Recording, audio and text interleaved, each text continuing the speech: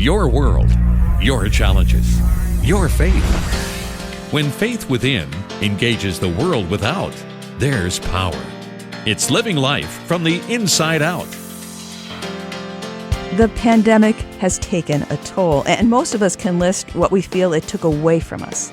But through the isolation and disruption, are there lessons we've learned that could enrich the rest of our lives?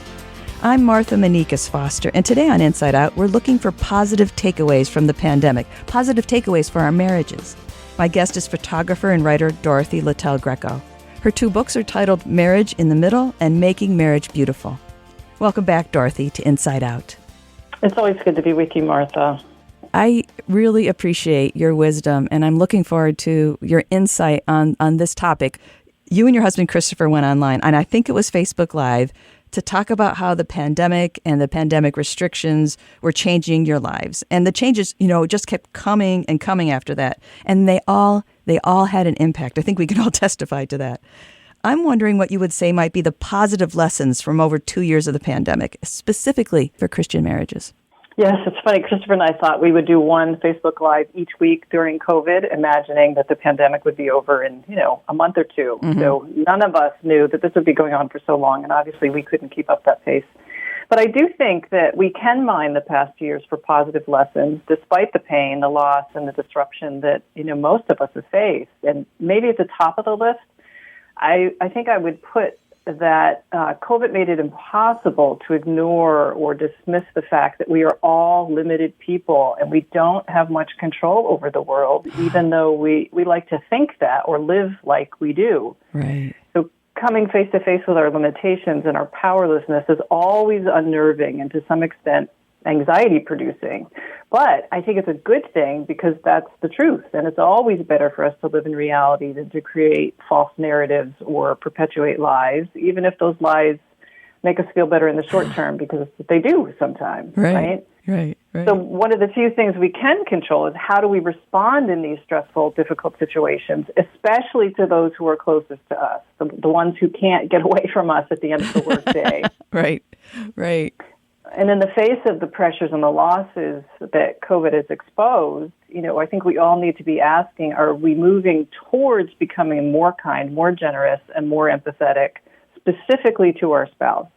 Or do we tend to go in the opposite direction? Do we become more controlling, more irritable, more impatient, and more distant?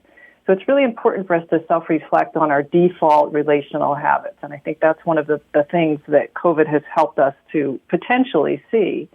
I know for me, I can't tell you how many times over the past 2 years I've actually wept as I see anew how limited I am and how many of those limitations really cost to the people I care the most about. And simply acknowledging these things to my husband and my grown kids, we have 3 sons who are all in their 20s. I think that helps them to know, I see this. Like, you're not making this up. Yes, I'm limited in this area, and yes, it costs you. And I'm working on it, right? So if we deny it or refuse to talk about it, it can be even more painful for those in our lives. So I'll just give you a quick example. We've talked about this before, but I have chronic long-term health issues, and some of those issues have been exacerbated by COVID. Mm-hmm. And when I'm in a lot of pain, when I have a high pain cycle where I've only slept for like 4 or 5 hours for weeks on end, which is part of what happened, like COVID triggered this really horrible wave of insomnia, I can just withdraw because it feels like I can't even deal with anybody else. I just need to get through this day. But if I withdraw emotionally, it can be really easy for Christopher to think I'm mad at him. Right. So I'm learning that I need to communicate, hey, this is a code red day. I'm not angry. I'm not upset about anything. I'm just so exhausted that it's all I can do to hold on. And then he can breathe a sigh of relief and not counter-react, right? Not get defensive or argumentative, to just say, okay, she's having a hard day.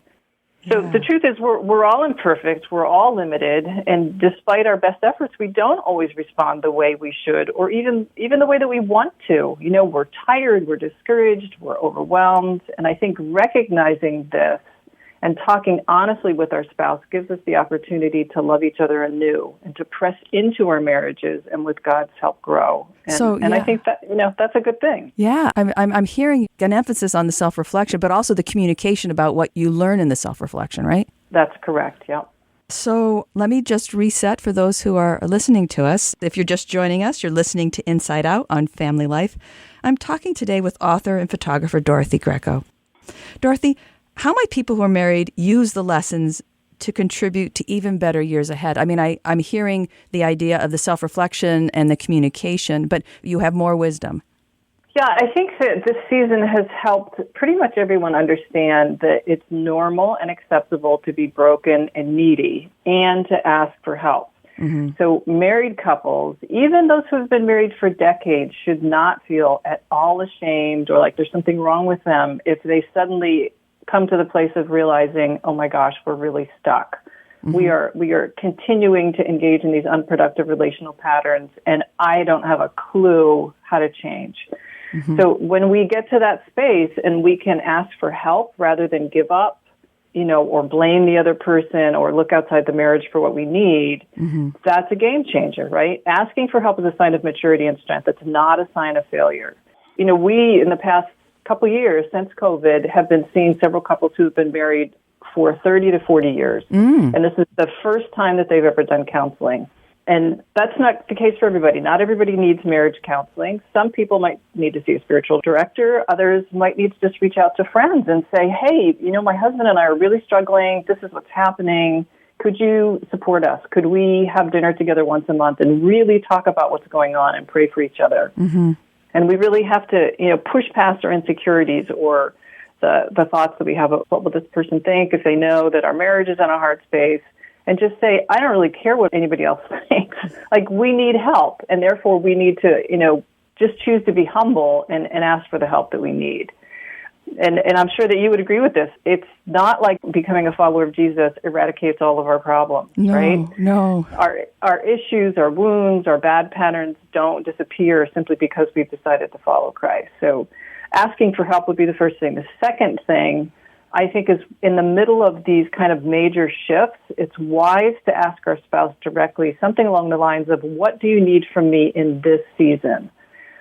For some of us, it's the loss of family members or friends. Others have lost jobs. Some of us are battling discouragement, depression, long-term COVID symptoms, whatever it is. Mm-hmm. What we need from each other as spouses today is probably very different than what we needed 3 years ago. So rather than assuming we know what our spouse needs, we have to talk to each other. We have to tell our spouse, like, how can you support me in this season? And in the midst of that, if we can lead from our need and not from what our spouse isn't doing, I think that it's going to go much better. And I'll just give you a quick example of that. Yeah. So I've been asking my husband of late to try to be more empathetic with me. I feel so worn down, and I think that my felt need is comfort in this season. Mm-hmm. But if what I say to him is, you're not listening to me or you're not supporting me, it's not going to go as well as if I say, I am really in need of comfort. Could we talk about what that might look like, practically speaking? Yes, and it gives him the opportunity to say yes instead of try to figure something out. Or to feel... instead of needing... defend himself. Yes, exactly. Yes. Doing. So if we can lead from our need, it's much softer and much less accusatory, and therefore I think it's going to be a more productive conversation. And, obviously one of the problems here is that we may not be well-versed in pinpointing what is it that we need or what is it that we're talking about. And this takes practice, right? We mm-hmm. have to get to the point of saying there's something amiss, something is not going well right now, and I don't know exactly what it is. So that's the point where you may need to reach out to a friend or a pastor or a counselor to say, there's something going on that's not good, and I need help figuring that out. Right. And I think finally I would say that gratitude offers a huge payoff. So look for what your spouse is doing well. Acknowledge their efforts. Tell them that you appreciate them, even if it's for the things that might be easy to overlook, like going to work each day, being faithful, not giving up. I think when we look for things to be grateful about, we'll find them. And thank you is just such a powerful phrase that helps us not feel like we're being overlooked or taken for granted. And it can really, I think, help us to connect with each other and just feel, more positive regard for each other. Yes. Naming those things that you are grateful for, taking the time to figure that out helps you, and it certainly helps the person who's hearing it, right? Because I do this every day, and I do it for good reasons, but to understand that it's appreciated, it weaves you together, I think. That's wonderful. Yeah, even I do most of the cooking in part because Christopher has a very long day. He leaves the house at 6:30 and he generally doesn't get home until 6. And I like cooking, but there are times, we've been married 31 years, that it can feel like I'm so tired of cooking. And for him to sit down to a meal and just say, thank you so much for taking the time to make this is so meaningful to me. It feels like, okay, I can do this again tomorrow. And I wonder if, to go back a little bit about asking for help and maybe being in a position where you have done enough self-reflection to say something is amiss, but I can't exactly tell what it is. You mentioned couples getting together. There's bound to be some wisdom in the other couple, maybe even if they've been married longer, to have said, oh my, we were in this situation ourselves, or yes, I have this experience with another friend, and have you thought about this? I wonder if you've asked yourself this question that, I guess this is a cliche, of course, iron sharpening iron, but the idea that there's more life experience when you have 4 people talking to each other than when the 2 of you are. I know that when my husband and I first recognized that we needed someone to speak into that for us, it's because we felt like we would get on an on-ramp and we could keep circling the clover leaf and we didn't know how to get out of it. We could predict what the next one was going to say when it was this type of disagreement. And when somebody else was able to say, oh yes, let me talk to you about this, or have you thought about this? Right. It was a game changer. It was, in some senses, very simple, but in other senses, it changed the world. Right. I mean, we lack objectivity. I think we lack objectivity about the entrenched issues that we have. We lack objectivity about some of our own failures and flaws. And then being with other people who care about you, because obviously that helps us to be able to listen when we know that the other person loves us. Right. But being part of a foursome or a small group, having a small group where you say, let's get together for the next 6 months. And every other week, we're going to get together, we're going to have a meal, we're going to talk about how our marriages are doing, and we're going to pray for each other. You don't have to solve each other's problems. You don't have to fix each other. You just have to listen to each other. And when the other person is ready to offer reflection, hey, I think that there's a little bit of selfishness that's showing up right there. Have you talked about that? Do you see that? Those can be painful moments and they can be vulnerable moments. But as you said, they can also allow us to see things from a different vantage point. And therefore, once we see it, then we can say, okay, yeah, let's work on this. Yes. Obviously, we need to be praying for humility and the ability to be vulnerable. And sometimes we're vulnerable and people don't come through for us, so there may be some pain, there may be some hurt there, but it won't always be that way. There will be someone who is worthy of your vulnerability. And again, when you're saying it's people who know you and love you well already, that's a step that sounds frightening, but it has a really big payoff.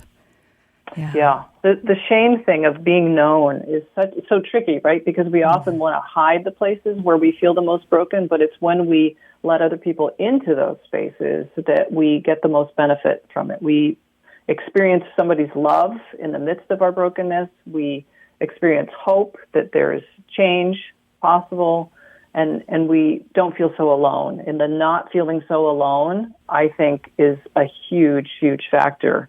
And especially as we're still in the pandemic, but as we have experienced, especially those first 2 years of extreme isolation, it's very easy to feel alone. So yes, right, right. So thank you, Dorothy. This is just some of the wisdom that contained in your books, Marriage in the Middle and Making Marriage Beautiful. I have really appreciated talking to you once again. Thank you. It's always great to be on your show, Martha. Well, thank you. My guest has been Dorothy Littell Greco, whose newest book is Marriage in the Middle. You can learn about her writing and her photography by going to DorothyGreco.com. That's DorothyGreco.com. I'm Martha Manikas Foster with Inside Out on Family Life.